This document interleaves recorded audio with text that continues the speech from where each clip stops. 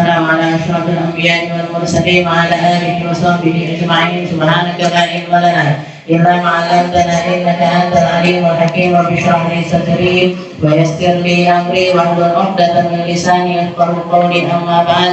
Alhamdulillah ala ni'matil Islam, alhamdulillah ala ni'matil iman, wa kafa biha min ni'mah. Alhamdulillah, segala puji bagi Allah Subhanahu wa taala. Di malam ini kita kembali dikumpulkan untuk mencari tahu lebih tentang syariatnya Nabi Muhammad, mengenal lebih jauh tentang seperti apa Nabi Muhammad, mencari pengertian, pemahaman yang lebih tentang syariatnya Allah Subhanahu wa taala lewat perilakunya Rasulullah Sallallahu Alaihi Wasallam. Semoga sebagaimana Allah Subhanahu Wa Taala meringankan langkah kita untuk datang ke sini, Allah Taala juga meringankan seluruh anggota tubuh kita untuk bisa melaksanakan sunnah-sunnahnya Nabi, adab-adabnya Nabi, akhlak-akhlaknya Nabi, yang kesemuanya akan membawa kepada cahayanya Allah, yang kesemuanya akan membawa kepada kehidupan yang baik dan lebih baik, baik itu di dunia sampai akhirat kita. Jadi tidak ada sunnahnya Nabi yang kecil, tidak ada sunnahnya Nabi yang remeh, tidak ada sunnahnya Nabi yang tidak perlu untuk dipelajari. Semuanya perlu, semuanya penting, semuanya akan membawa kebaikan dunia dan juga akhiratnya kita. Kita sampai kepada perkataannya Habib Abdullah bin Alawi Al-Haddad di dalam kitab Risalatul Muawanah fi Adabil Akal, masih di dalam adab-adabnya makan dan juga minum. Di sini beliau mengatakan wa alaika bi ghusli yadayn qabla at-ta'am wa ba'dah.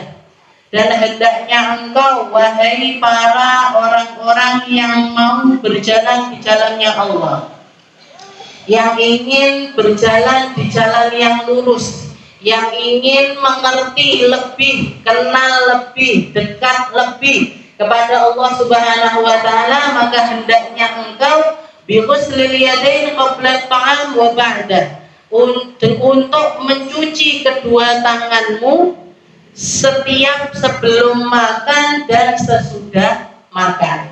Jadi cuci tangan sebelum makan dan sesudah makan. Dan yang dicuci dua-duanya. Bukan tangan yang mau dipakai buat makan aja. Kita makan pakai tangan kanan, gitu. Kita makannya pakai tangan kanan. Hele sing kiwa kan tidak dipakai makan.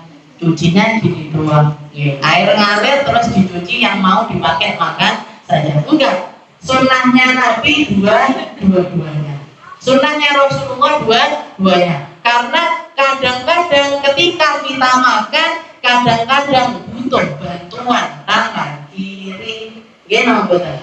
Nguil iwa, sininya ikut megang. Nah kalau yang dicuci yang tangan kanan aja, yang di sini masih bawa kuman, yang di sini masih belum bersih. Makanya di sini biuslil yadayn, cuci kedua tangan kamu qabla ta'am, sebelum makan dan juga sesudah makan.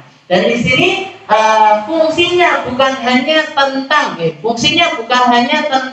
membersihkan atau biar steril atau biar bersih, karena kita mau menyuapkan makanan ke mulut kita, mau masuk sesuatu ke dalam tubuh kita. Perkaranya bukan cuma itu saja, tapi tentang membuat makanan yang masuk ke tubuh kita ini lebih sehat, lebih bersih, juga lebih berpahala, lebih barokah, lebih membawa kebaikan untuk perkara-perkara akhirat kita, untuk perkara akhirat, untuk kehidupan kita yang abadi.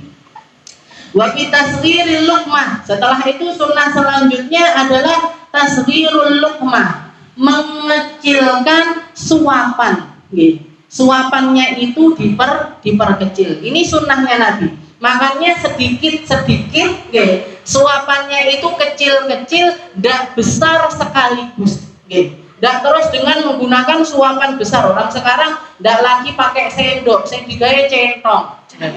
Yang dipakai makan itu centong, atau sendok yang ininya itu tambah Saya kalau melihat sendok itu tambah lama tambah besar, tambah besar, tambah besar. Ini apa ya, masuk ke mulutnya. Ya ini apa ya Pak? Jadi dan ini disiarkan di YouTube menjadi sesuatu yang ngetren. Kalau jenengan tahu trennya anak muda sekarang itu ada yang namanya mukbang.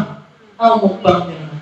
Makan porsi besar dengan suapan yang besar-besar. Nah, ini dilihat sama anak-anaknya jenengan, dilihat sama cucu-cucunya jenengan. Kalau kita tidak mengingatkan, ini bukan sunnahnya Nabi, ini bukan cara makannya Nabi. Ya, mereka ngerekam itu, merasa itu adalah sesuatu yang keren, merasa itu adalah sesuatu yang tidak masalah, tidak apa-apa, padahal jauh dari syariatnya Rasulullah Shallallahu Alaihi Wasallam. Sunnahnya Nabi seperti apa? Tasghirul luqmah. Nabi itu makannya dengan suapan-suapan kecil.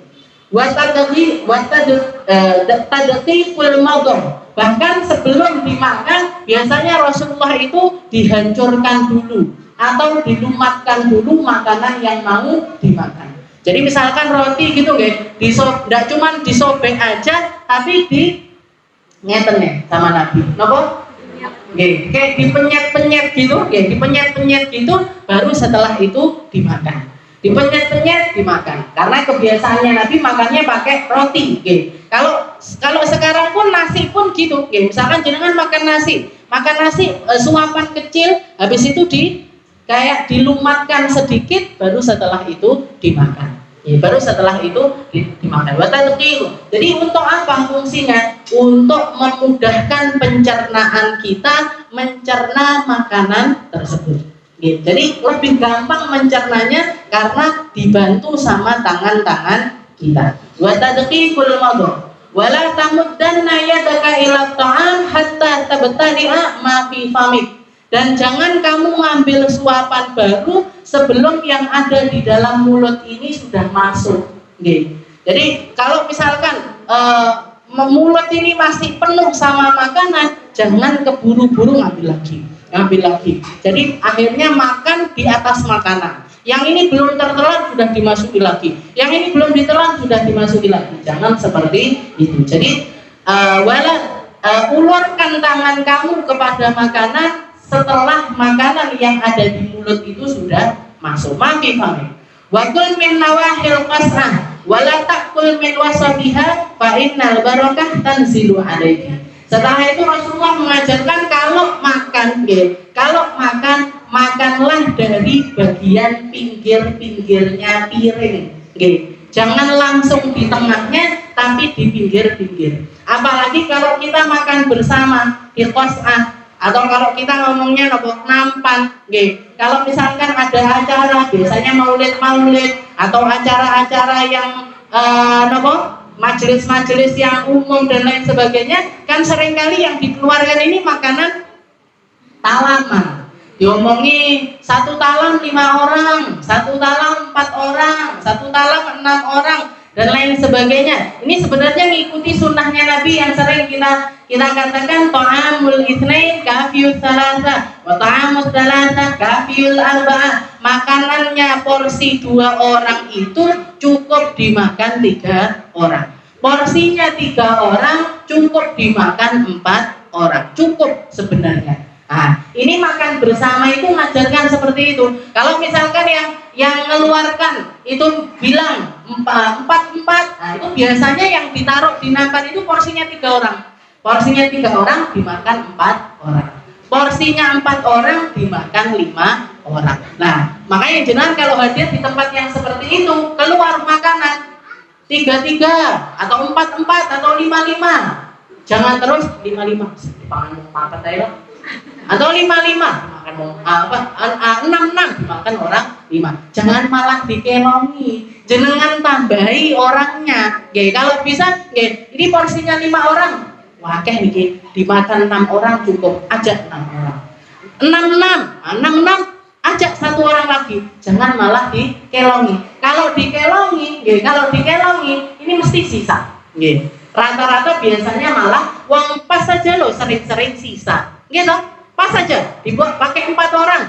Orangnya yang makan 4, biasanya masih sisa. Entah sisa lauknya, entah sisa nasinya. Nah, tapi kalau kita tambahi insya Allah entek, insya Allah bersih, insya Allah bersih. Jadi seperti itu. Jadi dan Rasulullah mengajarkan ketika kita makan bersama seperti itu, makanya makan bareng-bareng seperti itu, jangan ngambil makanan yang ada di tempatnya orang, tapi ngambil mulai dari ujungnya. Misalkan niki makanannya, niki makanannya, ngambilnya dari mana? Pas nasi yang ada di hadapan kita.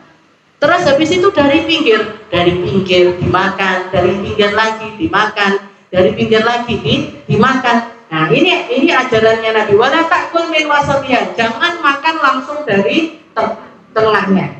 Dikatakan kenapa kok seperti itu? Fa innal barakah tanzil alaih, karena berkah itu turunnya di tengah. Kalau jenengan ngambil tengahnya, entek Bu, liyane ndak etuk barokah, yang lainnya ndak kebagian barokah, yang nggak apa-apaan. Jenengan juga nggak tahu kapan berkah itu turun, mungkin di awal, mungkin di akhir, mungkin di tengah. Makanya Rasulullah mengajarkan makan dari pinggir-pinggir, akhirnya nanti lama-lama juga ke tengah, sehingga semuanya kebagian barokah dari makanan tersebut, kebagian barokah dari makanan yang ada yang kita makan bersama-sama. Begitu juga kalau jenengan makan piringan, kalau kita makan piringan, jenengan makan piringan satu porsi. Kalau misalkan istilahnya yakin untuk habis, enggak masalah, istilahnya ngambil dari tengahan enggak apa-apa. Tapi kalau kayaknya saya enggak habis, kayaknya saya enggak habis, maka makan dari pinggir. Kalau bisa malah disisihkan, istilahnya ini jangan sampai kena tangan kita, yang sini kita makan karena kita bakalan nggak habis, atau porsinya misalkan kebanyakan karena keluarnya memang satu porsi satu piring ya seperti itu. Nah itu pun makan dari pinggir. Jadi sekiranya orang nanti ketika ngeringkes tahu, oh ini nggak disentuh, oh ini nggak dipegang. Nah barangkali ada orang lain yang bisa makan, masih bisa dimakan sama orang lain. Jadi intinya Rasulullah itu paling nggak senang sama yang namanya mubadir, paling nggak senang buang-buang makan, paling nggak senang sama makanan yang dimasak terlalu banyak, atau istilahnya ada makanan dan nggak ada orang yang memakannya. Itu Rasulullah nggak senang sekali. Makanya Rasulullah bilang innal mubadirina kanu ikhwana syayatin, orang-orang yang suka buang-buang makanan atau buang-buang apapun, hambur-hamburkan uang untuk sesuatu yang tidak perlu, beli tas sampai harganya 50 juta, 70 juta, 100 juta, ngapain? Sing rego 200.000 sudah bagus ditenteng. Baju sampai harganya ratusan juta, sampai puluhan juta, ngapain? Ini mereka orang-orang yang seperti ini, kalau dijuluki saudaranya setan, pantas. Pas orang-orang seperti ini bukan kata saya, tapi katanya Rasulullah, ikhwana syayatin. Ikhwan itu bukan lagi teman, napa ikhwan itu? Saudaranya setan. Dia sama setan 11-12. Dia sama setan mengkodo, sama. Karena apa? Karena di sisi lain ada orang banyak yang butuh makanan, dia malah buang-buang makanan. Ada banyak orang kedinginan karena tidak punya baju, dia malah pakai baju dengan harga yang ratusan juta, puluhan juta, dan lain sebagainya. Di satu sisi ada orang-orang yang bahkan sampai tidak punya rumah, bingung tingginya sekolah nih anak dan lain sebagainya, dia malah menghambur-hamburkan uang untuk perkara-perkara yang tidak baik. Ikhwana syayatin, teman, bukan teman, dulure setan, saudaranya setan. Jenengan mau kon dadi adike setan, apa kakake setan, apa ponakane setan, apa emaknya setan, enggak mau kita. Ya kaitannya sama setan nih, mesti enggak enak. Mesti akhirnya itu ke tempat yang enggak enak. Jadi intinya itu sebenarnya. Kenapa Rasulullah mengajarkan kita makan dari pinggir, makan enggak ngambil dari tengahnya dan lain sebagainya? Ini intinya adalah Rasulullah paling enggak senang kalau makanan itu terbuang sia-sia. Wa idza saqatat luqmataka fa anti ma biha. Bahkan sampai ketika kalau misalkan kamu makan terus makananmu itu jatuh, makananmu itu jatuh, fa'amit mabiha, ambil makanan itu yang terjatuh itu tadi, ambil, setelah itu hilangkan, bersihkan yang kotor darinya, tumakulha, setelah itu makanan, jangan makan roti misalkan, rotinya pas basah, rotinya pas basah, baru makan satu suapan jatuh, jatuh pas jatuhnya di tanah lagi, atau di lantai, di tempat yang di situ ada debunya. Gimana ini? Mau dimakan langsung jijik. Terus gimana?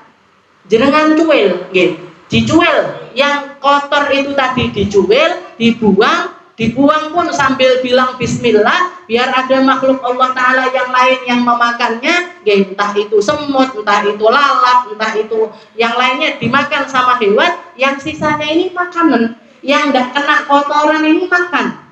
Ini ajarannya Rasulullah Shallallahu Alaihi Wasallam. Jadi fahamit mabiha min ala thumma kulha wala tada'hal syaitan. Jangan ditinggalkan untuk setan. Kembali lagi, kalau sudah mubalir itu temannya, saudaranya, wala tada'hal syaitan. Jangan ditinggalkan untuk setan. Wal qi'asabi'aka wal qas'ah ba'dal faraq. Bahkan Rasulullah niku nggih sampai ke tingkat setelah selesai makan yang di jari-jarinya pun diemut, diemut sama Nabi, yang di jempol, yang di jari tengah dan lain sebagainya itu diemut.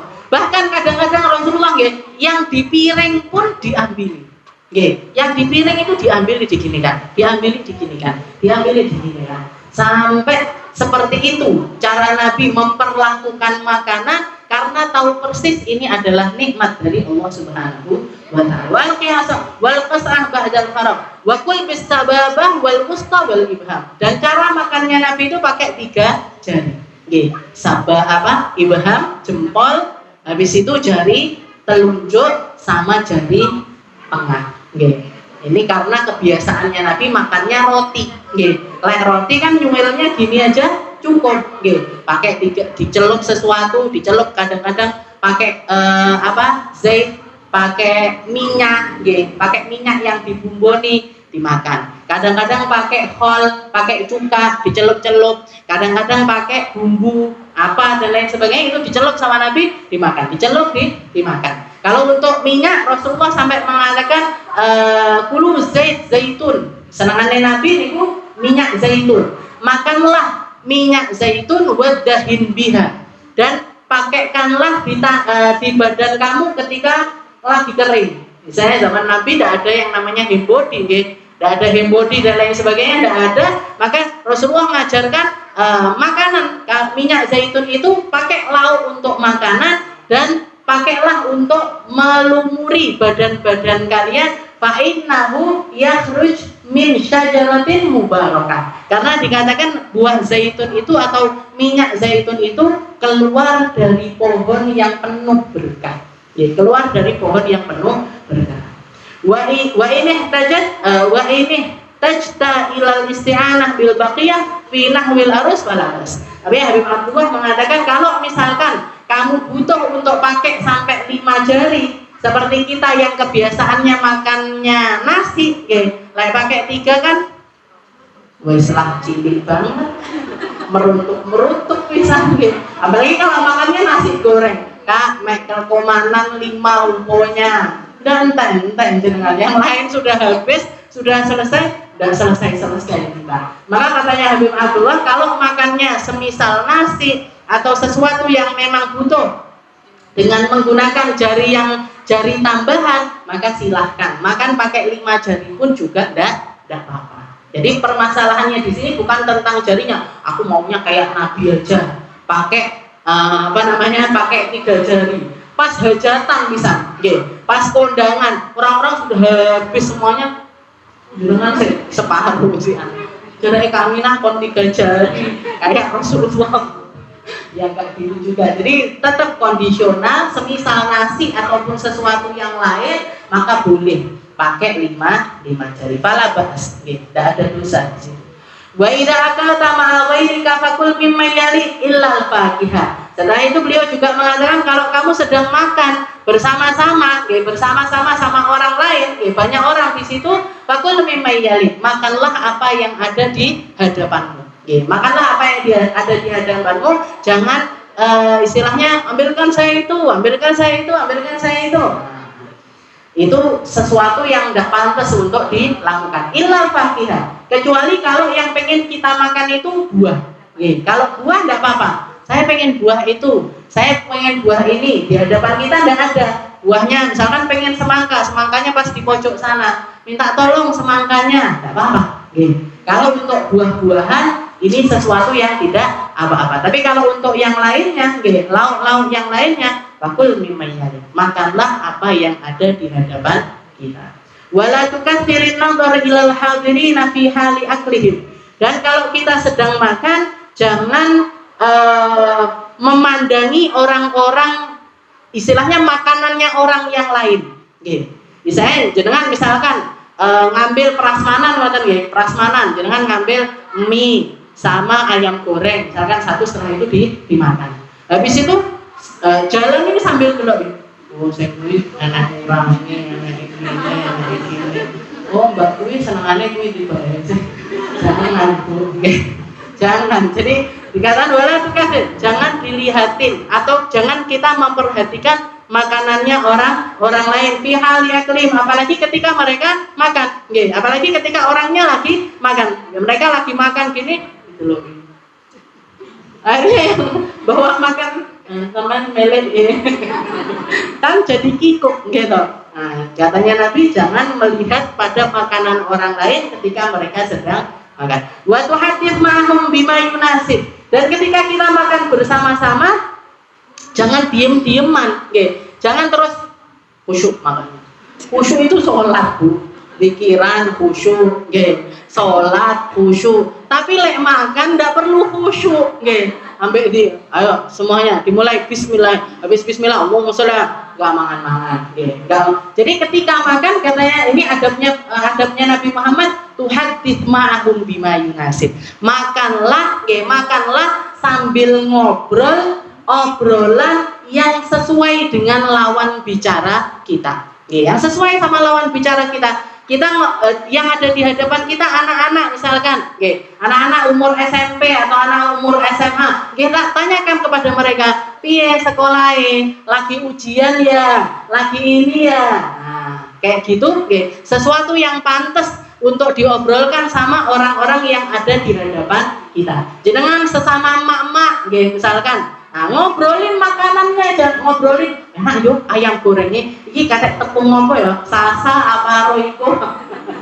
misalkan atau nasinya ini apa ya bumbunya, ngobrol sama orang-orang yang ada di sekitaran kita. Tetap obrolan yang tidak sampai keluar jalur, tidak sampai sing ghibah, tidak sampai yang namimah, adu domba dan lain-lain, tidak sampai seperti itu, tapi ngobrol sesuai keadaan orang-orang yang ada di sekitar kita. Ngobrolnya sama anak kecil, makan sama anak kecil jangan diajak ngobrol dur-dur, diajak ngobrol anak SD, diajak ngobrol tentang pelajaran kuliahan, ini tidak masuk.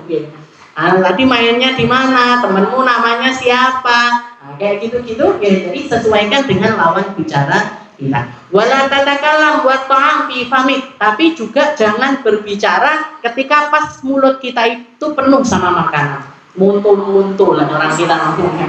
Akhirnya muncrat-muncrat, keluar-keluar. Nah, ini bukan adab yang jadi nelan dulu makanan, diselingi ngobrol. Nelan makanan, diselingi ngobrol. Nah, seperti itu caranya nanti. Wa in ghalabaka busaq au mukhat fa'almi bi ra'sika anhum au qum ila maudhi'in akhar. Dan ketika kamu misalkan tengah-tengah makan pengen ngeludah, atau pengen buang ingus, kepedesan misalkan. Kepedesan keluar ingus, atau sampai nangis misalkan. Jangan dibiarkan meler-meler sambil terus makan, jangan. Jadi di sini kalau misalkan ini pengen ngeludah atau perlu untuk ngelapi sesuatu di wajah kita, fa'al bi biroksik, maka palingkan wajahmu dari qas'ah ini tadi.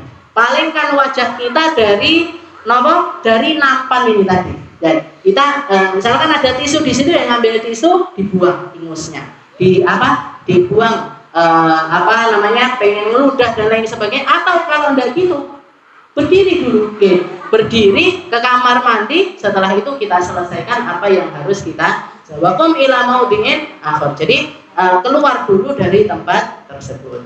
Wa idza atata 'inda qaumin fa'athni 'alaihim. Dan ketika kita makan di tempatnya orang, yang kadang-kadang terlupa atau luput dari kita, kalau kita makan di tempatnya orang lain, jangan lupa untuk memuji makanan mereka.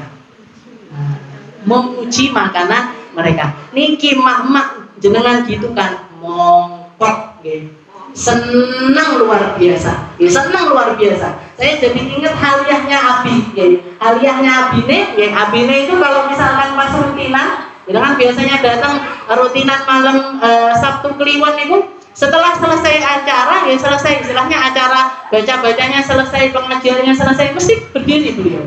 Mesti berdiri, yang pertama kali disamperin bagian dapur. Masakannya apa? Masakan walaupun belum nyicipi, ngelihat orang-orang, beberapa orang yang sudah makan itu kok kelihatannya lahap, kelihatannya itu enak makannya, mesti dipuji. Sopo sing masak? Mantap. Walaupun cuma omongan-omongan seperti itu, omongan-omongan yang simple, tapi menyenangkan. Jadi dikatakan ini termasuk sunnahnya Rasulullah SAW. Kalau kamu wa idza akata 'inda qaumin, kamu makan di satu kaum, apalagi kalau kaum yang kita itu berbeda sama mereka, misalkan orang Jawa makan masakannya orang Jawa Tengah, atau makan masakannya orang Jawa Barat, ini puji. Rawon misalnya, sama-sama rawon, di Jawa Timur ada rawon, di Jawa Tengah juga ada rawon, tapi kan mesti berbeda, gitu. Kalau di Tulungagung itu pakainya ini. Kalau kita kan lebih paham ini bumbu-bumbunya dan lain sebagainya. Jadi kita puji, itu sangat menggembirakan mereka dan pahalanya besar. Nyenengin orang lain dengan cara yang simpel seperti ini adalah akhlaknya Rasulullah SAW. Wa idza akala 'inda qaumin fa'athni 'alaihim. Bahkan dikatakan wad'u lahum bi khair. Iso bukan cuma dipuji, tapi doakan mereka. Muga-muga diberkahi, muga-muga yang capek-capek ini dapat pahala, dapat sesuatu, wis mesti. Ini juga Habib Umar saya sering, kalau lagi bantu-bantu masak-masak di dapurnya beliau, bahkan kita ngibaratkan dapurnya Habib Umar itu, ketika lagi masak-masak itu sudah bukan kayak dapur, kayak masjid, yang motong-motong, subhanallah, yang ngaduk-ngaduk, Allahumma sholli ala sayyidina Muhammad, dan makanannya itu dimasak, bercampur dengan dikit. Dan Habib Umar kalau masuk nginceng, ditanya satu persatu, ini kamu namanya siapa, didoakan. Jadi didoakan, bukan cuma dipuji tapi juga didoakan. Wad'u lahum bi khairin. Doakan mereka dengan kebaikan. Wa qul ba'dal faragh minal akal. Dan setelah kamu selesai makan, maka bacalah alhamdulillah. Alhamdulillah, Allahumma kama at'amtani thayyiban fastamilni shalihan. Ini kalau doanya yang lengkapnya versinya Habib Abdullah, alhamdulillah segala puji bagi Allah. Allahumma kama at'amtani thayyiban, ya Allah sebagaimana hari ini engkau kasih rezeki yang baik, makanan yang baik, fastamilni shalihan, maka berkat dari makanan ini pakai seluruh tubuh saya untuk bisa melakukan kebaikan. Bantu saya, berkat makanan ini bantu mata saya melihat yang baik, cium yang baik, ngomong yang baik, dengar yang baik, mikir yang baik, jalan ke tempat yang baik, dan semuanya menjadi sesuatu yang baik. Kalau punya anak-anak yang baik, anak-anak yang baik, punya cucu yang baik, wastamilni shalihan, pakai ya Allah semua yang ada di badan saya ini untuk bisa melakukan perkara yang baik. Alhamdulillahilladzi at'amani hadzal ta'am wa razaqanihi min ghairi haulin minni wala quwwah. Segala puji bagi Allah Ta'ala yang telah memberi saya makanan ini, dan memberi rezeki kepada saya min ghairi haulin minni wala quwwah, tanpa daya dan upaya dari saya. Tanpa daya dan upaya dari saya. Orang kalau dikasih rezeki sama Allah Ta'ala bisa ngerasakan. Lek dicabut, ndak bisa ngrasakne. Gitu. Kemarin yang para alumni corona, wonten alumni corona yang alumni corona yang biasanya bisa makan, yang biasanya bisa minum, hilang. Penciumannya hilang. Perasanya hilang, dicabut sama Allah Ta'ala. Berarti apa? Bisa ngerasakan yang asin-asin, yang yang manis-manis, yang gak enak, yang pahit-pahit dan lain sebagainya. Itu nikmat dari Allah Subhanahu wa Ta'ala, bukan upaya, bukan daya dari kita.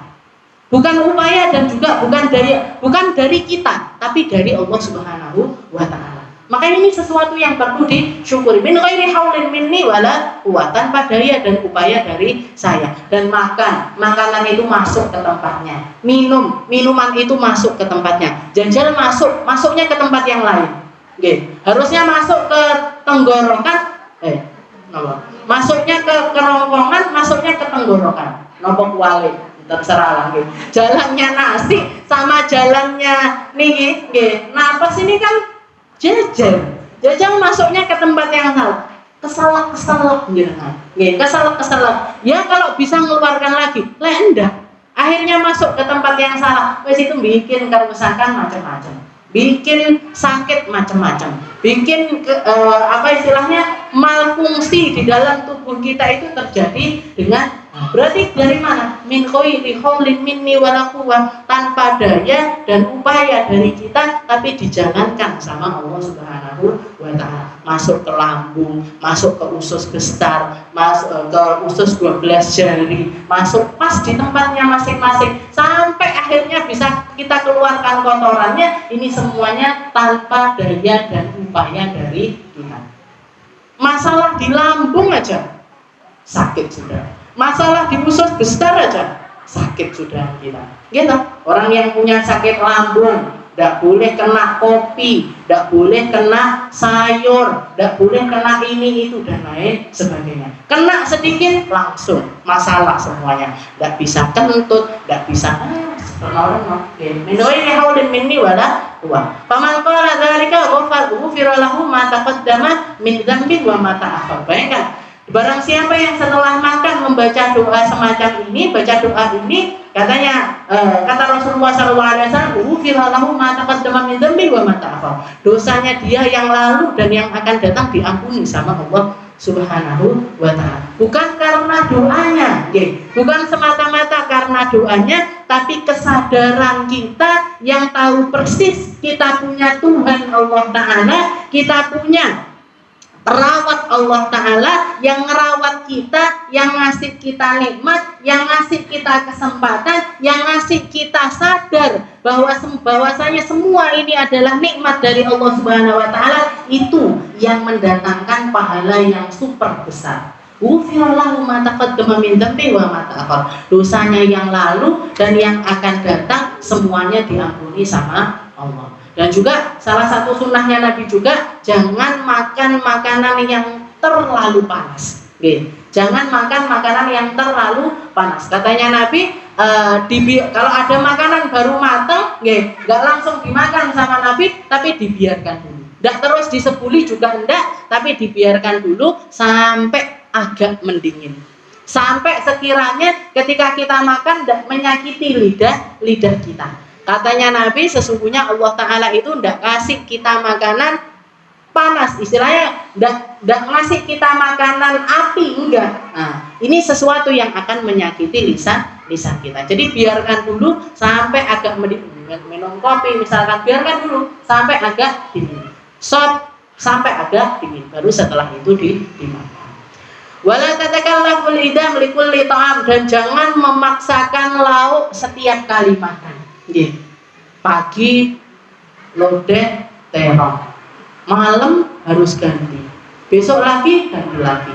Nah, jangan, nggih. Wala tatakallaful idan, jangan terlalu memaksakan makanan atau lauknya makanan, wala ta'ib ta'aman qad wa in kana radidan, dan juga jangan mencela makanan apapun meskipun bagi kita menjijikkan, nggih.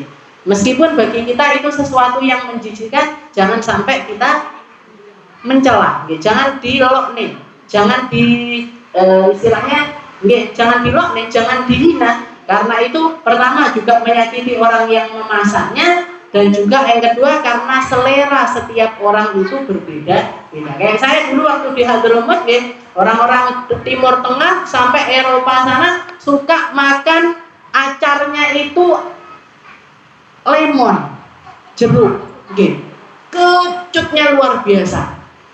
Juga yogurt, jangan tahu yogurt, tapi yogurtnya sini kan dikasih rasa-rasa, gitu. Ada rasa stroberi, ada rasa anggur, rasa ini. Di sana enggak, Jadi, rasanya kayak kalau diibaratkan kayak apa? Kayak susu basi, Jadi kayak susu yang sudah basi, terus kental seperti itu nanti ditaruh di nasi, diublek, dimakan. Pertama kita yang apa ini, enakan saus, enakan kecap, enakan saus sambal gitu-gitu, lebih enak itu kita mandangnya. Tapi lama-lama doyan dia, lama-lama nyoba, enak ternyata dimakan pakai nasi. Tapi yang pertama, aturannya yang pertama yang diajarkan sama Nabi Muhammad, jangan pernah sampai mencela, jangan sampai bilang panganan apa ini kayak susu basi, jangan. Mereka doyan, mereka suka. Mereka bahkan menikmati makanan-makanan yang seperti itu, beda lidahnya sama kita. Begitu juga dengan kita, kalau ketemu makanan apapun jangan sampai dicela, jangan sampai dicela. Dan juga jangan memaksakan lauk setiap kali makan. Wala taj'al himmatuka aklan thayyibat wa tanawulus syahwat, dan jangan sampai himmatuk itu kalian mengisi hidup. Jadi jangan sampai kita jadi orang-orang yang mengisi kehidupan kita hanya untuk menikmati macam-macamnya makanan ataupun juga macam-macamnya minuman. Kesana kesini keliling kota untuk ngerasane. Hari ini kita merasakan soto, sak tulung aku. Soto iki diparani. Hari kedua rawon, sak tulung aku. Jangan, jadi jangan sampai kita punya, atau kalau yang ngetren sekarang, setiap ada warung baru diparani, ada restoran baru buka diparani, entah itu cuma mau merasakan kopinya, ininya. Istilahnya gini, kita ndak nyoba satu persatu seperti itu, ndak nyoba satu persatu seperti itu, pasti nyampe ke kita mana tempat-tempat yang enak, misalkan di Tulungagung nasi pecel, kita mau nyari nasi pecel, nggak usah dijajahi satu-satu setiap pecel yang ada di Tulungagung, nggak perlu, tapi mesti bakalan nyampe ada orang yang pecel di sana loh enak, pecel di sana yang agak nggak enak, yang di sini lebih enak, mesti nyampe. Ngapain kita ngerepoti lidah kita jajal sing enak, sing dijajal, sing nggak enak yuk dijajal. Ngapain? Ya sudah, yang enak di situ, restoran ini yang enak didatangi, restoran ini yang enak didatangi. Yang ini rekomen didatangi, yang tidak rekomen tidak usah nyakiti lidah kita atau perasa kita dengan makanan-makanan yang tidak enak. Seperti itu ajarannya. Nah, jadi jangan sampai himmatuka aklat thayyibat wa tanawulus syahwat fatakuna minal ladina qala fihim, akhirnya kamu akan masuk di dalam golongan yang dikatakan oleh Rasulullah SAW, syirarul ummati alladina hudu bin na'im, seburuk-buruknya hambaku, seburuk-buruknya umatku masuk di dalam golongannya umatnya Nabi Muhammad, tapi yang paling rendah, tapi yang paling buruk, yang paling perlu untuk dicela. Siapa mereka? Alladzina hudu bin na'im, yang sukanya nyobain segala macam makanan ataupun minuman. Wa nabatat 'alaihi ajsaduhum, yang akhirnya membuat lemak di tubuh mereka ini tambah terus.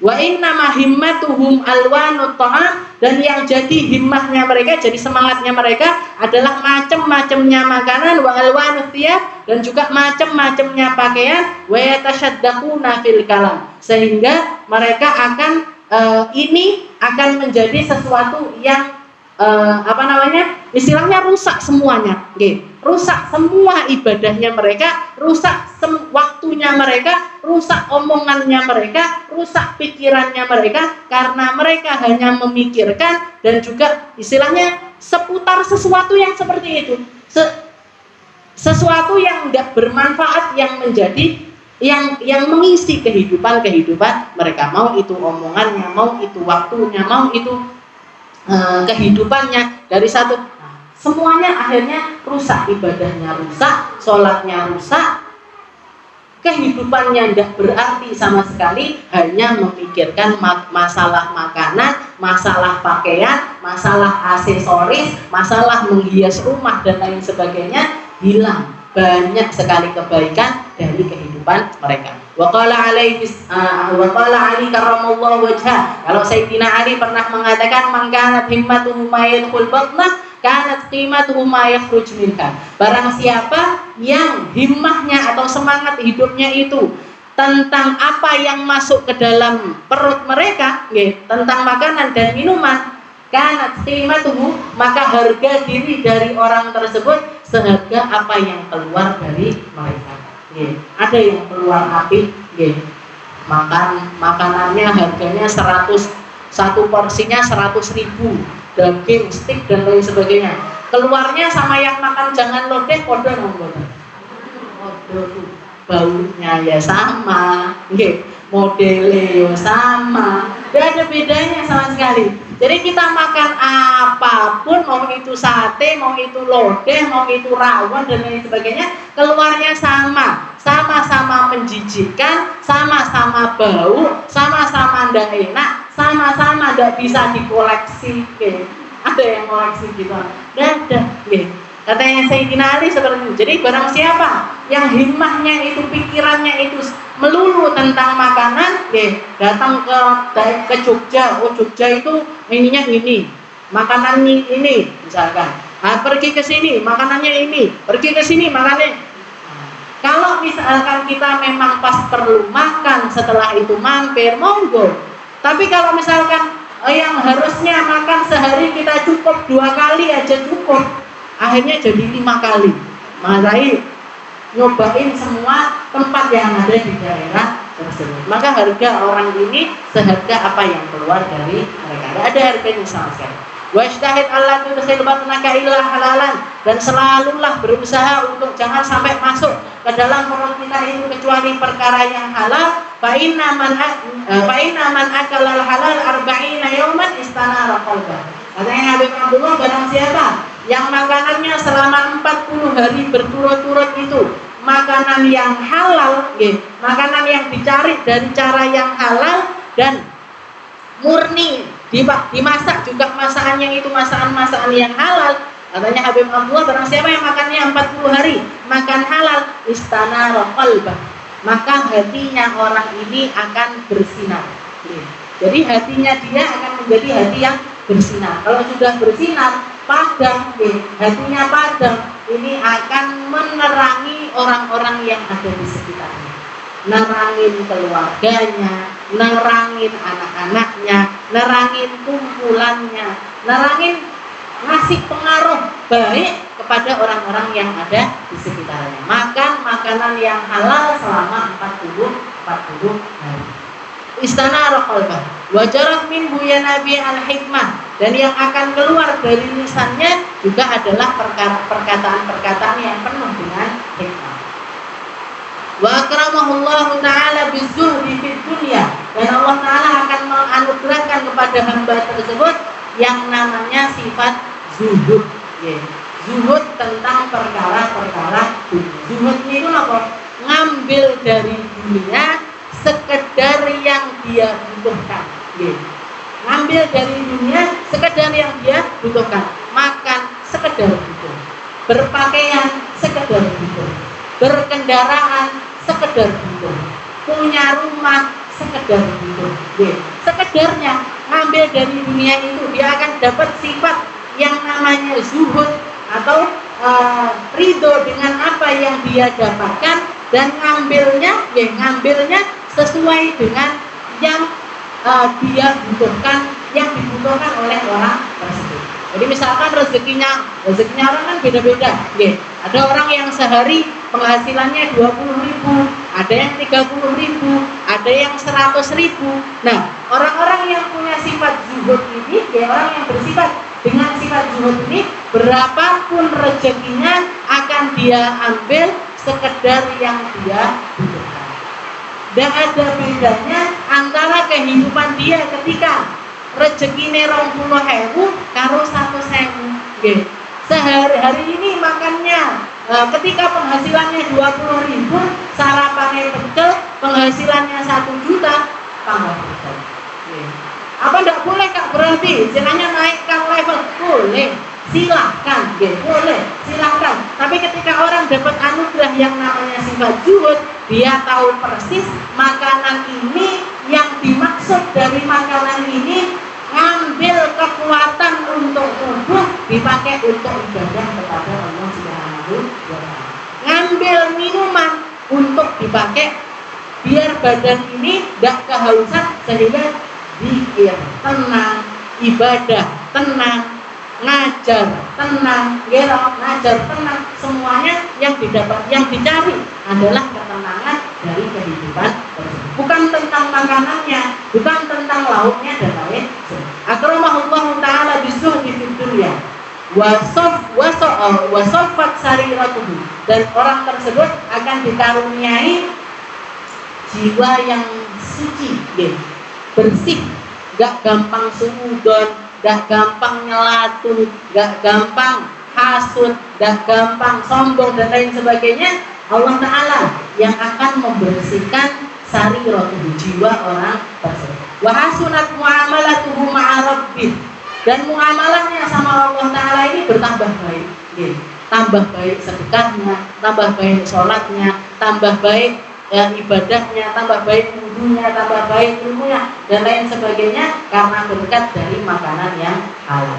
Wa man akala al-haram wa syubhat kana 'ala dhiddi min dzalika kulli. Dan kalau orang yang didapat adalah makanan-makanan yang haram, yang dimakan makanan yang haram atau pekerjaan yang haram, setelah itu masuk ke dalam tubuhnya, yang didapat kebalikannya itu tadi semuanya.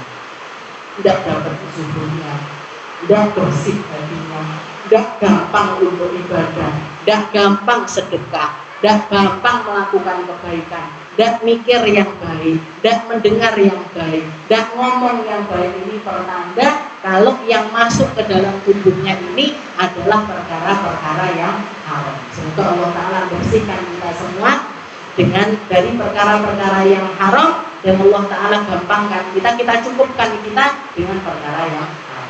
Wa iyyaka wal intisa' fil akli wa kathratu syabah. Fa'in kana min halal mabda'u kulli syar. Dan kalau misalkan juga hindarilah dirimu untuk memperbanyak makan makanan yang istilahnya al-intisa' fil akal, banyak makan atau macamnya makan yang macam-macam. Bahkan 100 syabah, dan kebanyakan kenyang. Bayangkan, kalaupun misalkan dari yang halal, ini adalah awal mula dari semua keburukan. Permulaan dari semua keburukan. Wa min afatihi, termasuk penyakitnya makanan-makanan yang banyak adalah waswatul qalb, hati yang keras. Wa fasadul fitnah, juga pikiran yang buntu, pikiran yang jelek. Wa tashwishul fikrah, dan mengganggu pikiran. Wal kasalanin ibadah, malas untuk ibadah, ila ghairi dzalik minal afat. Yang semisal ini dari berbagai macam penyakit tubuh kita. Wasabilil ittisal fil akli an tumassik an anit ta'am wa anta tashtahi wala tunawiluhu hatta tashtahi bi syahwatin sabiqah. Dan jalan untuk istilahnya untuk mengusahakan makanan yang benar ini gimana? Antumasik anit ta'am wa anta tashtahi. Jadi ketika kita masih menginginkan makanan tersebut, selesai. Kita selesaikan makannya. Misalkan kita masih pengen makan ini, berhenti. Gitu. Tapi sudah makan. Jadi kita sudah makan, tapi berhenti ketika kita masih menginginkannya. Wala tatanawaluhu hatta tashtahihi, dan jangan makan kecuali ketika kamu sudah berselera untuk makan dengan syahwat yang benar. Tandanya syahwat yang benar itu gimana? Wa alamatu sidqi syahwat antashtahi kulla ta'am. Pertanda kalau syahwat kita itu syahwat yang benar, pengen makan yang benar adalah ketika kita berselera dengan semua makanan. Nggak enek bedanya antara sate sama pecel. Nggak ada bedanya antara tempe sama daging. Berarti apa? Di sini kita sudah benar-benar syahwat yang diajarkan sama Rasulullah SAW. Tandanya apa? Istilahnya gimana? Kita kalau lagi lapar, makan apa aja kan enak, gitu. Sego kalau ndok ceplok sama kecap aja sudah nikmat luar biasa. Kalau perutnya lapar, nah ini berarti tandanya apa? Ketika kita makan dalam keadaan seperti itu, semuanya antara makanan yang enak sama tidak enak kobul, gitu. Yang sama-sama memuaskan, sama-sama nikmat, sama-sama lezat. Di sini syahwat makan kita ada pada porsi yang tepat. Tapi kalau sudah gini, ini ada makanan, nggak meleng aku ini milih yang lainnya. Nah ini belum pas, istilahnya belum waktunya kita untuk melampiaskan hal tersebut. Nah, ketika kita bisa mengkondisikan untuk, makanya ketika bulan Ramadan itu kan yang dilatih bukan cuman tentang lapar sama dahaga aja, tapi mental kita juga diajarkan untuk menahan sesuatu yang harus kita tahan dan makan dengan tujuan yang benar. Karena waktu itu semuanya terasa nikmat. Minum apa aja enak, makan apa aja enak, karena syahwatnya syahwat yang benar.